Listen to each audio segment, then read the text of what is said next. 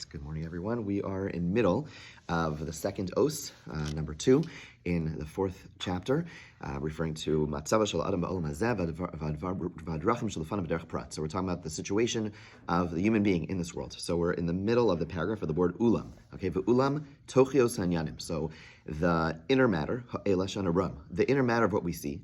In existence, hachomer va'atzmuso, nimtza hachirus va'choshech b'teva.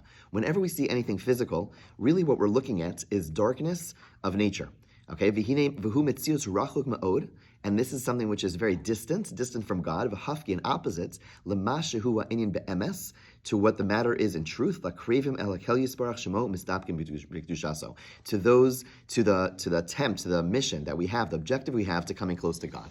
So what he's describing is as follows. This is all of nature, and we'll talk about why this is so as we continue. But all of nature really is distant from Hashem. All of Teva, by definition, all of nature is something which is distant from God. The way the world works is really in almost like in gradation. In other words, at the highest level, there is God himself. And then we have, and we'll talk about these levels as we continue, but there's something called Atzilos, which means from the word Eitzel, means next to, which means that God, so to speak, starts blocking himself in order to make space for creation. And therefore he creates a level which, so to speak, blocks him a little bit. To almost imagine there are curtains blocking God. Okay, so there's God, even though God fills the whole world, and this is a little bit complex how on the one hand he fills the whole world, and yet we have existence, but let's ignore that specific question. But then beyond God, there is a curtain at the highest level, and at the curtain, that is the highest level of spirituality. And then beyond that, there's another curtain which blocks a little bit more of God's light, and then another curtain, another curtain, another curtain, another curtain, until we come to the physical world that we are aware of, this table in front of me, myself, physical, everything physical,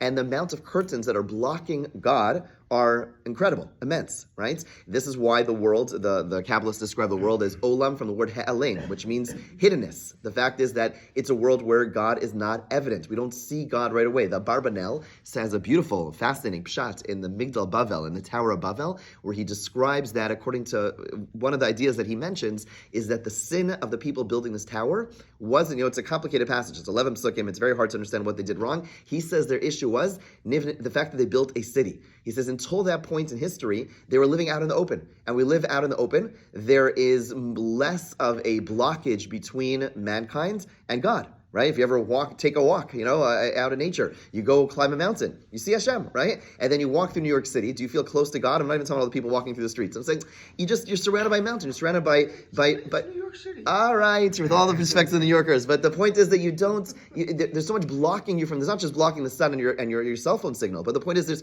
you're blocking from Hashem. You don't see God in the same way. The more physicality, the more there is, the less we see Hashem, and that is what he's describing over here. And that is that the physical world over here, by definition, prevents us or naturally prevents us. Doesn't mean we can't find God, and we'll get back to that. But the point is that the physical world is at the end of a long line of curtain after curtain after curtain, and therefore, yes, we do have some godliness in this world, but it's very, very limited. It's very minute. Ha'aleim, it's a world of hiddenness, and the more physical the world is, the more difficult it is to find Hashem. And that is what we're grappling with. That's what we're dealing with. So yes, prior to Adam Arishon sinning, we had this perfect equilibrium. We had spirituality and physicality, and they're all there. You could go this way, you could go that way, you could access all of them. But in the world we live in right now, it is very, very difficult. God is hidden behind so many curtains, and again, the more physical, the more material of a world we live in, or the more material and physical of a world we create for ourselves, the more difficult it is to access Hashem.